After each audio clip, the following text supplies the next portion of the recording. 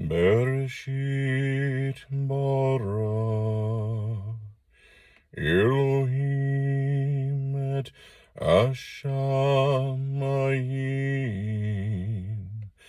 Ve'et haaretz. Good morning. Beautiful day today, absolutely beautiful. Nice weather, got clouds, partly cloudy. It's just absolutely gorgeous today. In a previous video, I talked about how the adversary is not who you've been taught he is. And the one who is responsible and leading the charge for the adversarial role in order to establish our freedom of choice is not a devil and is not the devil. And I also said that I think people would actually have a more difficult time giving up the devil than they would giving up Jesus. I want to be perfectly clear that there are devils. There are many, many, many devils. But there isn't a singular devil figure who unites the evil in order to thwart God or combat God. One of the things that you have to understand about the darkness is that it's a chaos energy. The darkness doesn't want to be led by anyone, not by themselves, not by the light, not by any single figure. They don't want to be led or guided or directed. And so I had mentioned that the idea of a fallen angel or someone who is full of darkness uniting that darkness in order to fight God is comical when you understand God's power. And this is key, understanding that there is nothing that can disobey God in God's presence. It's just, if you're a spirit and you're in God's presence and you're in God's heavens and you are capable of manipulating matter and you're capable of doing the things that we would expect angels to be able to do, and then you disobey God, God is the power source that you've been using to manipulate matter, to create things, to do all those incredible things that you can do as an angel. God turns that switch off. It would be like a robot walking around and unplugging the battery. It's just limp. There's nothing there. The program that robot had, that's still there. The robot itself, it's still standing there, but it is completely useless without the power of God. We are the same way. Without the power of God, we cannot do anything or be anything. Life requires matter, intelligence, and power. And God is the one who holds the rights to that power. And so there isn't some force that's in direct disobedience to God. This world was created in order for us to bring the darkness back to light, and that darkness that refuses, that darkness that does not want to be a part of life, that refuses the gentle encouragement, that refuses violence and war, and refuses every effort that we can possibly make in order to redeem and reclaim that darkness back into the light. That darkness is going to remain on earth. It's going to be unable to hurt anyone. The darkness will be able to hurt the darkness, but it won't be able to hurt anyone who has chosen to be a part of life. So in the videos that I've made, I may seem like I'm willing to forgive everything and like not care that somebody did something horrible, things like that. But you're misunderstanding me if that's what you think. And I want to take an opportunity to just clarify what it is that I think. If somebody has lived multiple lives, and in each life they've gotten better and better and become more in tune with the light and more civil and more willing to obey laws and live in a functioning society, then there is no limit to what they can become. And in each life, they kept the things that brought them closer to the light, and they let go of the things that were part of the darkness. So if you can let go of that darkness and move towards the light, then I don't care what you did to fall into darkness. I care that you now want to be part of the light, and I care that the new you, it's still the original, intelligence, but it's almost like training AI. It's like training a person to let go of the darkness and embrace the light. This new you, this new higher you, is not going to be judged by what they did wrong. You're going to be judged by what you choose to do right. Now, devils. A devil is a person who presents themselves as being full of light so that they can practice darkness on unsuspecting victims. It may seem like I'm talking about some science fiction type thing. Let me make it really simple. If you spend your time persuading people that you're honest and everything that comes out of your mouth is a lie, you are a devil. Plain and simple. And you look at, the things that the darkness embraces. That you look at things that are evil. If a person presents themselves as righteous and practices evil, they are a devil. And I don't care what religion you're part of, whether you're part of a religion at all. I don't care about your political standing or your theologies. I don't care about your education, any of that. If you present yourself as this holy person just so that you can manipulate and trick others and take advantage of other people, you're a devil. And even though I am saying that there is not the devil, I am perfectly aware of the devils we are surrounded by.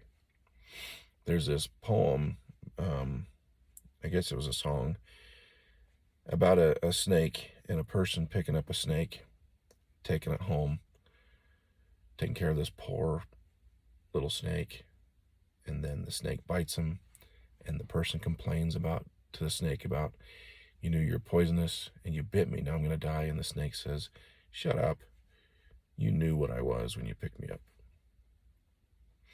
I am fully aware that there is darkness in this world. Some of the things that I've had to endure you just wouldn't believe.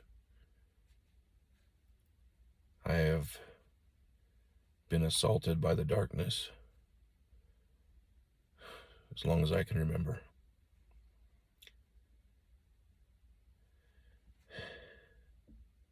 I was listening to a video and a guy talking. I think the name of his channel is 144 from the Stars Tarot. And he was talking about an experience, and he described some things in it that were just so point on that either he has fully experienced it or God is definitely talking to him and sharing with him things that you can experience in this world, because there was too much that he was aware of in this type of situation that it can't be made up.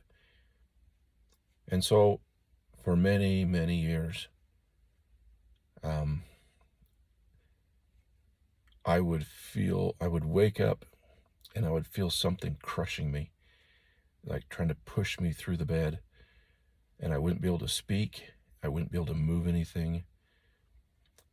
Now, if in my other videos I've talked about the illness that I had to overcome, that I had to live with, this is different. Okay?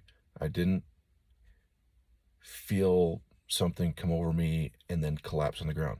I woke up and I felt evil and darkness all around me. I could hear voices.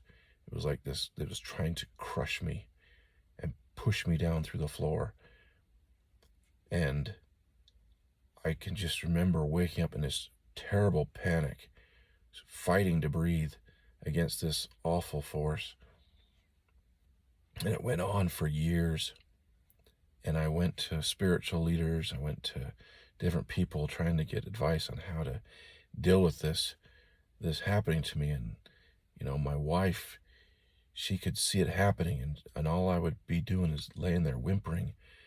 And I can remember having my mind perfectly free. I can remember praying and begging God to take it away. And it would just crush me until it got tired, I guess. And, it didn't succeed, but it would come back, and it would come back, and it would come back. And I remember the very last time it happened. It was many years ago. And I had done everything I could think of to try to get past it, overcome it, and nothing seemed to work. And I knew other people that had been having that experience, and they shared with me crying out to Jesus and some different things that had worked for them. Nothing I did worked. And so this one particular night, I wake up and I feel it, and it's on me. And at the same time, I'm having a vision. In this vision, I'm in this bus, and I'm surrounded by people, and they're pinning me down on the ground. It's like, I don't know, 50, 60 people in this bus, all on top of me, trying to push me down, trying to hold me down, trying to kill me. I don't know. But that's what I could see in this vision. And something inside me snapped. And I exploded. And all of a sudden I could talk, and I yelled at them, and I said, "Get off of me before I destroy you." And then I hear, "Run!" And in this vision, when I said that and said, "I'm going to destroy you," in the vision, I stand up, and it's like I throw them off of me, and they scream, and they run, and they flee. And I'm standing there on this bus by myself, and I walk off this bus, and I'm looking around for somebody that I am going to beat the crap out of, because I had had enough.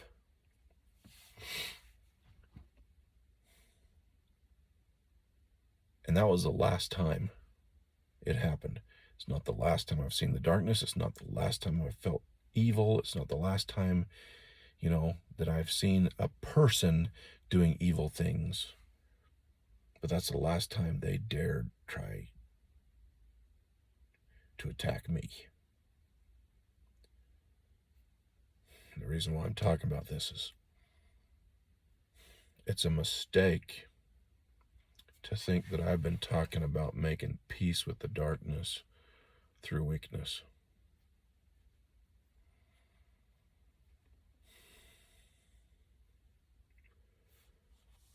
That poem, person picking up the snake. Imagine you can read that snake's thoughts, and immediately before that snake strikes, you grab by the back of the neck, and it wants to know how you did that. And you say, I know exactly what you are. I'm here to help you, and I'm going to help you. But don't think for a second that I'm not ready to break your neck.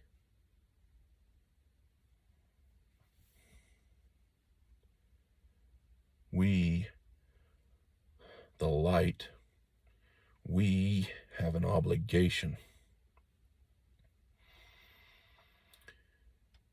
not to be weak, not to be afraid, not to be pushed around.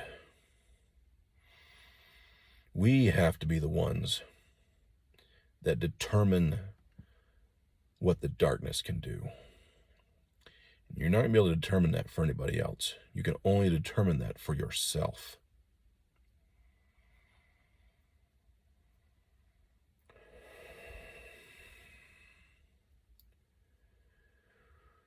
The millennium can be built.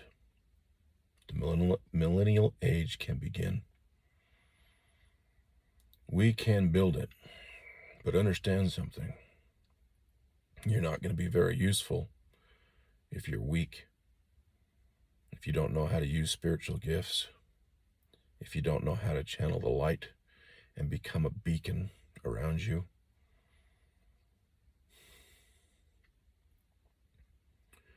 So, understand, God is light. And when you allow God into your mind, and you allow God to channel His light through you, your power increases, your light increases. The matter that you can handle, that you can manipulate, that you can control increases. And your intelligence and your knowledge and your memories of things that are and always have been increases. Not talking about some science fiction baloney. I'm talking about really being filled with the power of God. And as you gain skill and ability and knowledge, this world becomes a different place. I don't know about the rest of you, but I'm done being pushed around by the darkness. I'm done being pushed around by devils. Mess with me at your own peril.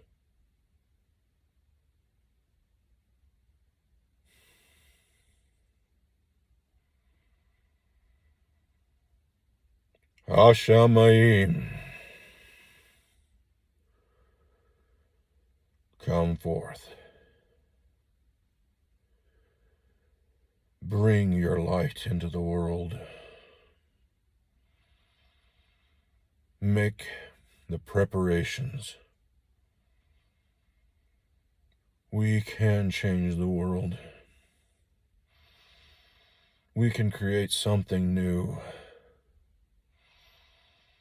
Hashamayim, hear my voice. The light is growing,